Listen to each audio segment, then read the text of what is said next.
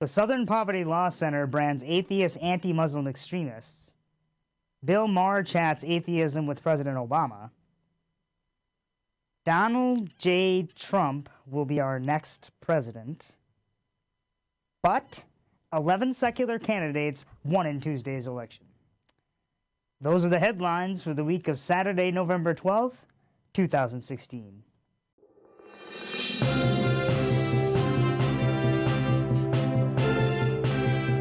This is Atheist Lowdown with Mark Vanderbrink. Hello and welcome to the Lowdown. Ayaan Hirsi Ali and Maajid Nawaz have been labeled anti-Muslim extremists by the Southern Poverty Law Center, which is known for tracking and publishing on hate groups. They have questioned Ali's background and say that her anti-Muslim rhetoric is extremely toxic. Sam Harris and Hamet Mata, among others, have spoken out against the center's decision, arguing it will put the activists and others at risk and discourage others from coming out. Meta wrote, quote, "If criticizing religious beliefs makes them extremists, then it won't be long before other vocal atheists end up on that list too. And make no mistake, that's what Nawaz and Hirsi Ali are doing. That's all they're doing. They're not anti-Muslim. They work with moderate Muslims. They're critical of the worst aspects of Islam." According to the Christian Post, sociology professor George Yancey said that, quote, "The subjective nature of the criteria for determining a hate group provides a conceptual structure more vulnerable to social bias than an objective criteria applying to groups across a wide political, cultural, and religious spectrum." A Change.org petition has been started to remove the two from the extremist list. You can find the links to the report and the petition below. After a very long wait, comedian Bill Maher finally sat down with President Obama. Maher began by thanking the president for mentioning atheists in his first inaugural address, then asked why there are none in Congress. Take a look. My question would be whether there is active persecution of atheists. I think that there are certain, well, I think for a candidate, I think you're right, that there are certain we might be more occupations, scientific. probably most prominently politics, where there would be a bias against somebody who's agnostic or atheist in running for office. I think that's still true.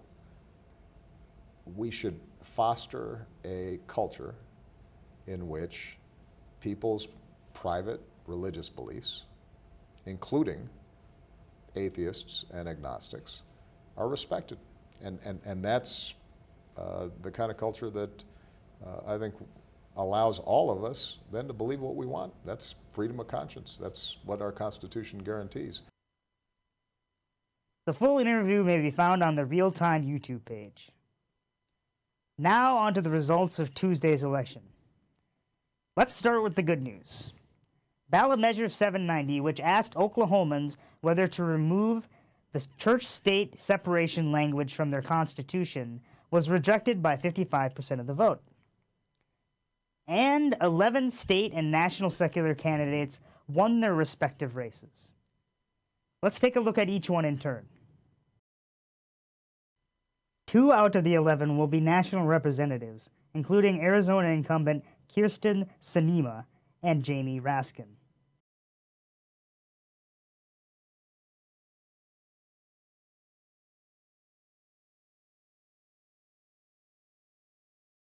Arizona also saw victories for Juan Menendez and Athena Salmon at the state level. Chris Kennedy won a House seat in Colorado. Ernie Chambers reclaims a seat in Nebraska.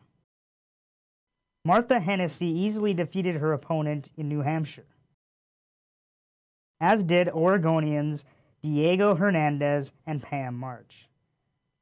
However, Julie Fay faced a tougher challenge.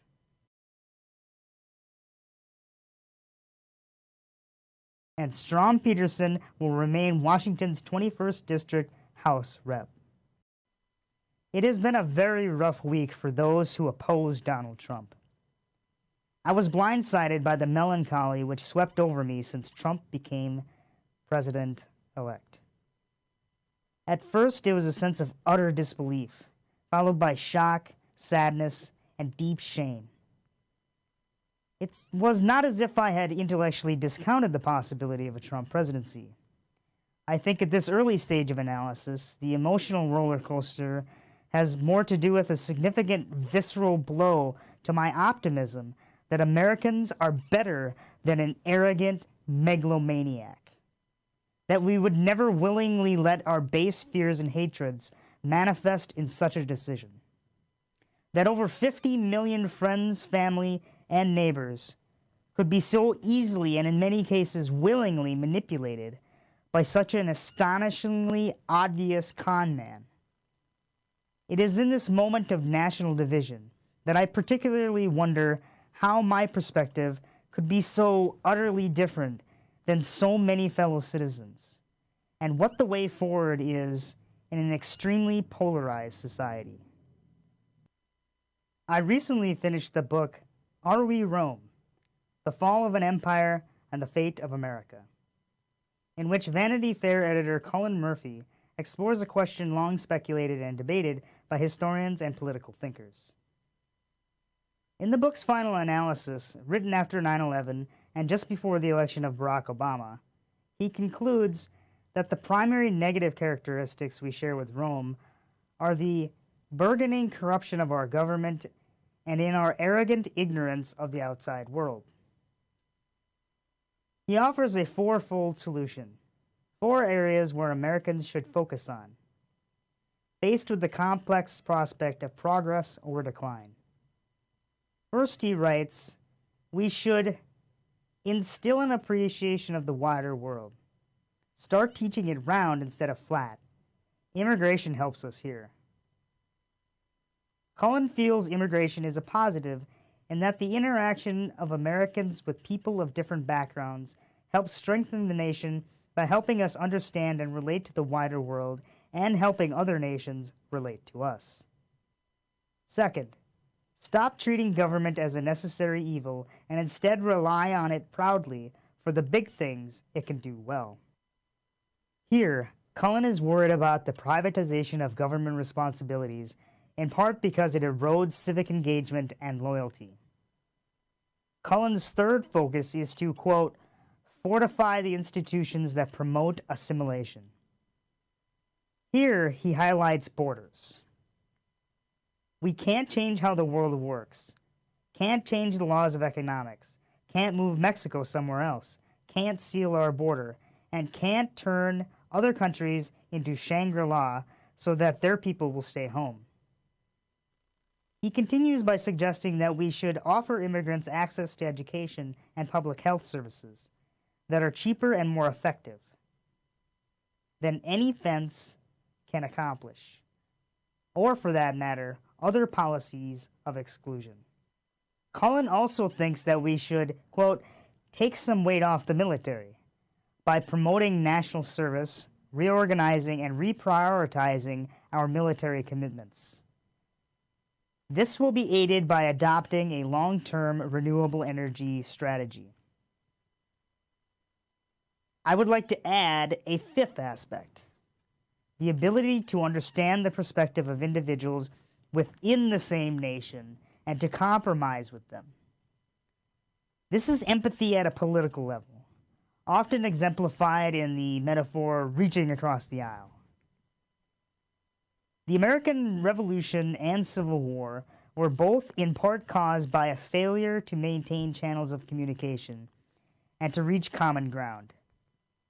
In these cases, a section of the population no longer felt they had a voice in politics, that their concerns were no longer heard, that they were separate from their neighbors or those in government.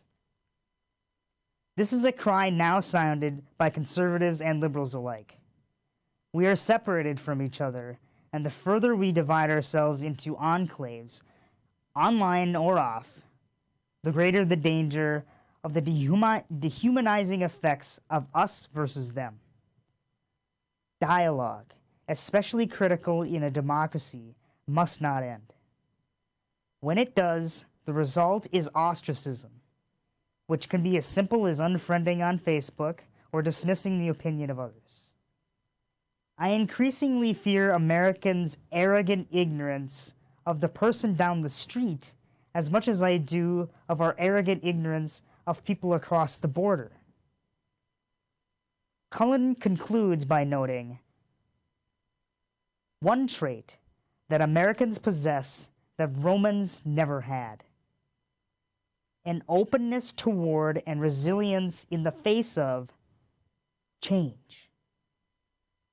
We are an adaptable people who embrace transformation. In America, as in Rome, especially in disordered times, there was always the threat of cynicism. But Americans reject this and answer that improvement is possible. The genius of America may be that it has built the fall of Rome into its very makeup. It is very consciously a constant work in progress, designed to accommodate and build on revolutionary change. Rome dissolved into history, successfully, but only once. America has done so again and again. In other words, fault tolerance is built into the American system. A Trump presidency seems to repudiate following these particular paths. Trump has taken advantage of our arrogant ignorance of each other. But we must keep up the dialogue. The alternative is nearly unimaginable. Dialogue does not mean acquiescence or diminution in expressing clearly and forcefully our views. There are already thousands protesting in the street.